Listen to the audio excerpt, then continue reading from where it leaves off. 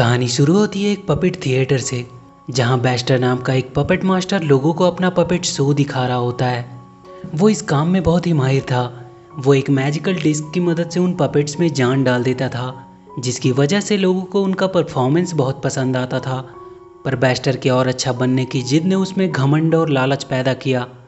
वो अब शहर के सारे लोगों को भी उस डिस्क की मदद से पपेट बना देना चाहता था, ताकि वो सबको अपनी मर्जी के हिसाब से कंट्रोल कर सके। उसके पास 3 पपेट्स थे, जिनके नाम थे ग्रम्पी, ब्रेनली और डिम्पिट। वो सारे पपेट्स बैस्टर को उस डिस्क से छेड़छाड़ करने से मना करते हैं, क्योंकि उन्हें नहीं पता कि उस डिस्क में चेंजेज करने से क्या होगा। पर बैस्टर उनकी एक नहीं सुनता है और वो उस डिस्क में कुछ चेंजेज करके उसे ऑन कर देता है। उस डिस्क के ऑन होते ही वहाँ लाइटनिंग होने लगती है और देखते ही देखते बैस्टर का हाथ अचानक से बड़ा हो जाता है, जो देखने में किसी लकड़ी का बना हुआ लग रहा था। वो अब बहुत ही बड़ा हो चुका था। वो हंसने लगता है। उसे इस रूप में देखकर वो तीनों पपेट्स भी बहुत डर रहे होते हैं। अब यहाँ से सीन शिफ्ट होती है और हम हार्वी नाम के एक लड़के को देखते हैं, जो अपने डॉग जेरी के साथ अपनी साइकिल से स्टंट करता हुआ अपने घर पहुँचता है। वहाँ उसे उसकी दोस्त मोनिका मिलती है। हार्वी उससे कहता है कि आज उसने एक नई गेम खरीदी है, जिसका नाम पपेट मास्टर है, और वो अपने घर के अंदर जाने लगता है। मोनिका उससे कहती है कि स्कूल ट्रिप के लिए अपने पेरेंट्स से परमिशन लेना मत भूलना। हार्वी घर आकर देखता है उसके डैड अपने म्यूजियम का प्रेजेंटेशन बनाने में बिजी हैं। वो अपने कमरे में चला जाता है और अपना नया गेम खेलने लगता है।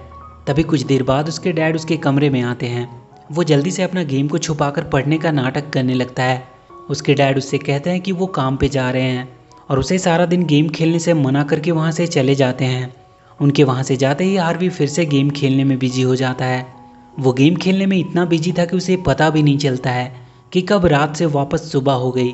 उसने पूरा गेम खत्म कर लिया था। अब उसे सिर्फ अपना नाम एंटर करना था, जिससे वो उस गेम के हॉल ऑफ फेम में शामिल हो जाएगा। वो बहुत खुश हो जाता है। तभी उसे आवाज़ आती है कि उसके डैड घर आ चुके हैं।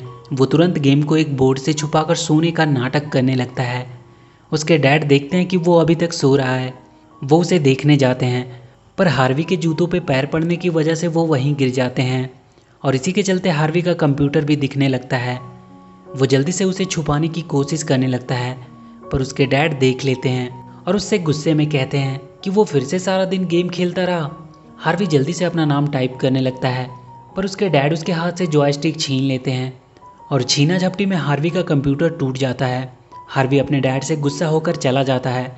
वो कहता है कि वो कभी उससे प्यार नहीं करते। हार्वी अपने स्कूल के लिए निकल जाता है। वो घड़ी में देखता है कि वो बहुत लेट हो चुका है। वो अपनी स्पीड बढ़ा देता है। इधर मोनिका अपने टीचर को हार्वी का वेट करने को कह रही होती है, पर वो सब बिना हार्वी को लिए ही ट्रिप पे चले जाते हैं। हार्वी वहाँ देखता है कि उनके शहर का मेयर वहाँ के म्यूजियम तुड़वा रहा है। ये वही म्यूजियम था जिसे उसके डैड बचाने की कोशिश कर रहे थे। वहाँ 2 वर्कर अपने जेसीबी से उस म्यूजियम को तोड़ने के लिए बढ़ते हैं, पर जेरी उन्हें रोकने लगता है। हार्वी भी उन्हें रोकने के लिए वहाँ आ जाता है। वो एक पत्थर उठाकर उनकी तरफ फेंकता है, जो उस जेसीबी के इंजन में चली जाती है, जिसकी वजह से वो खराब हो जाता है और वो जेसीबी आउट ऑफ कंट्रोल हो जाता है। वहीं कुछ दूर पे मोनिका भी छुपकर ये देख रही थी। वो भी हार्वी के चलते अपने ट्रिप पे नहीं गई थी। हार्वी के डैड वहाँ के मेयर को कॉल करके उस म्यूजियम को तोड़ने से मना कर रहे थे, क्योंकि वो उनकी शहर की एक बहुत पुरानी धरोहर है, जिसे उन्हें अच्छे से संभाल कर रखना चाहिए। पर मेयर उसे बताता है कि अब तक तो वो म्यूजियम टूट भी चुका होगा। वो जल्दी से म्यूजियम की तरफ भागता है। इधर जेसीबी के आगे का हैमर गिरने की वजह से म्यूजियम के आगे बहुत बड़ा सा गड्ढा होने लगता है, जिसमें हार्वी और जेरी गिर जाते हैं। उसे बचाने के लिए मोनिका आती है और वो भी उसके अंदर गिर जाती है। हार्वी को वहाँ अंदर एक कमरा दिखाई देता है, जहाँ बहुत से डरावने दिखने वाले पपेट्स रखे हुए थे। हार्वी को वहाँ मोनिका भी मिलती है। तभी हार्वी को वहाँ दीवार पे एक डिस्क दिखाई देता है, जो उसे उसके जॉयस्टिक की तरह ही लगता है। वो उसे वहाँ से निकाल लेता है और उसे ऑन कर देता है। वहाँ फिर से वही लाइटनिंग होती है और वहाँ के नीचे से एक घूमती हुई सीढ़ी निकलती है, जो ऊपर की तरफ जाती है। वो तीनों उसके सहारे ऊपर आ जाते हैं। हार्वी के डैड भी भागते भागते म्यूजियम तक पहुँच चुके थे। वो देखते हैं कि म्यूजियम तो अभी भी सही सलामत है।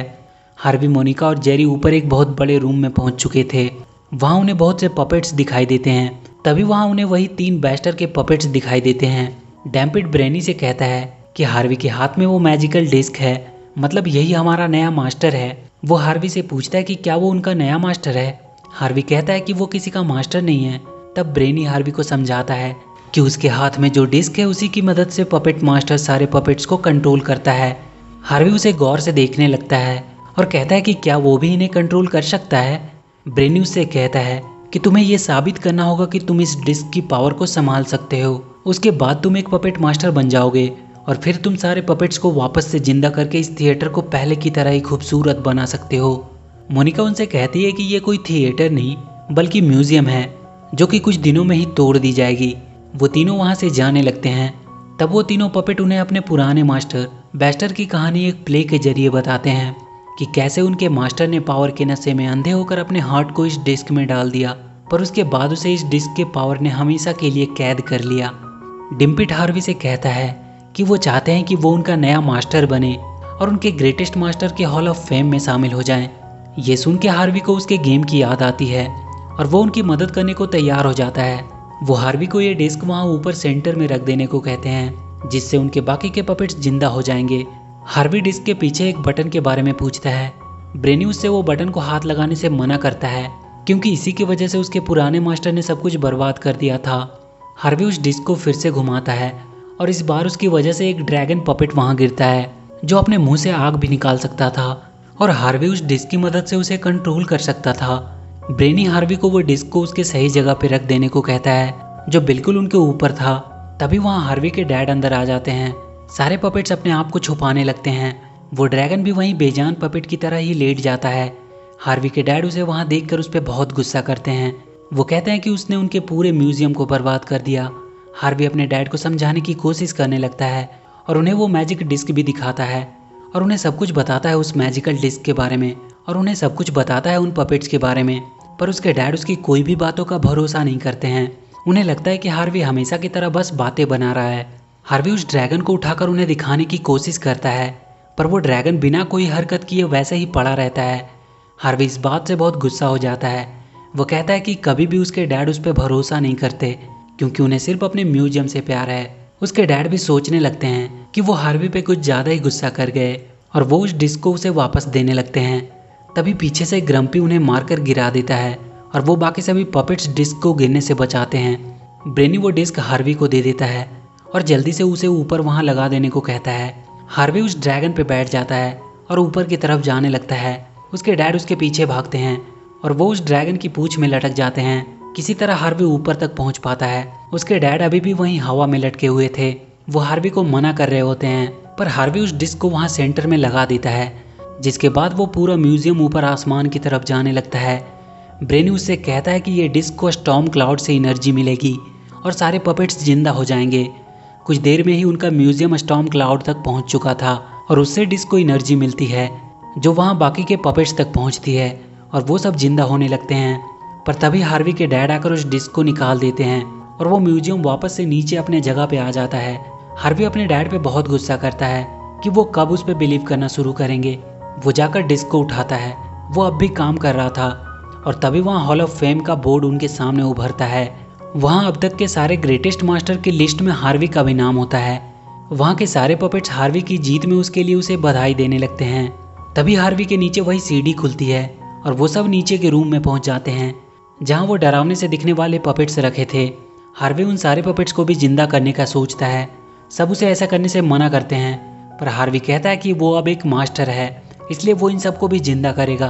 वो उन सबको जिंदा करने की कोशिश करने लगता है पर वो डिस्क काम नहीं कर रहा था। वो उस डिस्क के पीछे के बटन को दबा देता है।